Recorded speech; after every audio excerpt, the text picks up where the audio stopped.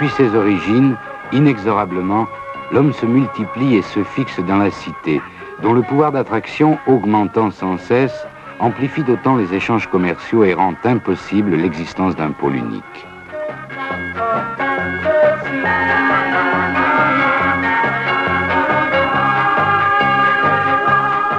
Ces pôles devront se multiplier pour éviter leur propre asphyxie. Autoroutes, ponts, tunnels et échangeurs irrigueront la cité tel un être vivant.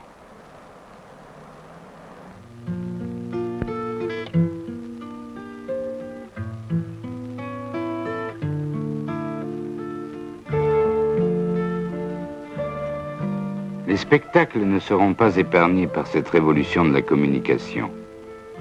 Et l'image enregistrée se substituera petit à petit au théâtre, qui cessera d'être le seul écho cérémonial de la cité.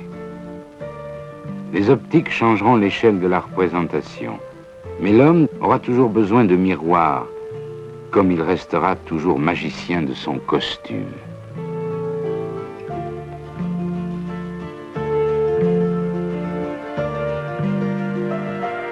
Paradoxalement, l'homme n'est pas seulement poussé vers le futur, il est aussi retenu par ses racines. Et il s'attachera toujours aux choses de la nature, car il s'établit entre elles et lui des liens secrets qui ressemblent à de l'affection.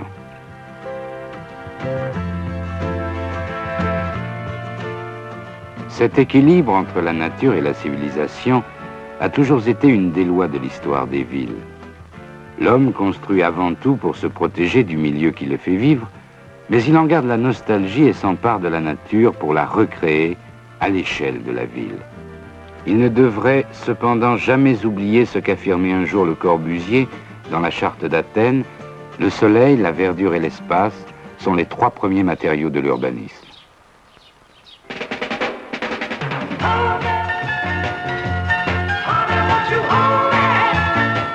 Enfin, une ville n'est réellement vivante que lorsque les activités de chacun s'y déploient dans l'harmonie des rapports mutuels. Cela apparaîtra d'autant plus évident que si chacun aspire, dans son travail, à utiliser sa propre voiture, la perspective de la randonnée invite à se retrouver à plusieurs dans un même véhicule.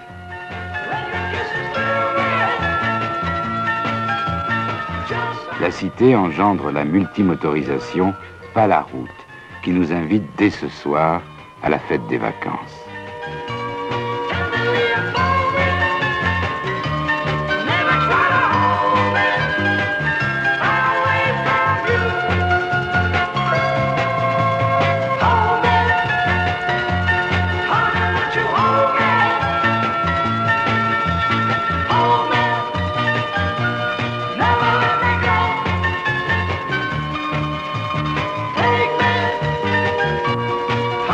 You